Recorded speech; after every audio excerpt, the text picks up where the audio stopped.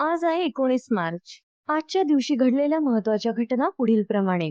19 मार्च 1931 अमेरिकेतील नेवाडा राज्यात जुगाराला कायदेशीर मान्यता मिळाली. आता अशा निर्णयाचं काय कारण बरं असावं?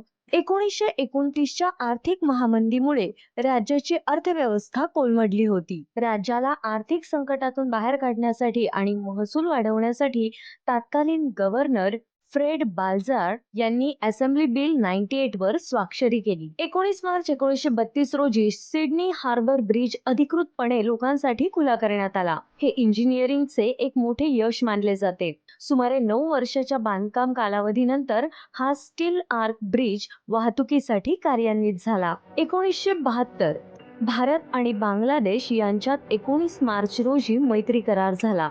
याची मुदत 25 वर्षांची होती. प्रसिद्ध भारतीय चित्रपट दिग्दर्शिका आणि लेखिका सई परांजपे यांचा आज जन्मदिवस.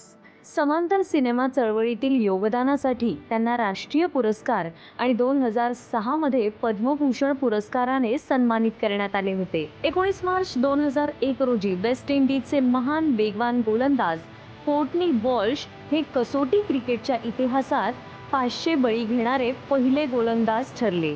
19 मार्च 2003 अमेरिकेचे अध्यक्ष जॉर्ज बुश यांनी इराक विरुद्ध युद्ध पुकारले. सद्दाम हुसेन यांच्याकडे विनाशकारी शस्त्र असल्याचा आरोप करत अमेरिकेच्या नेतृत्वाखाली युती सैन्याने इराकवर आक्रमण केले, ज्याला ऑपरेशन इराकी फ्रीडम असे संबोधले गेले.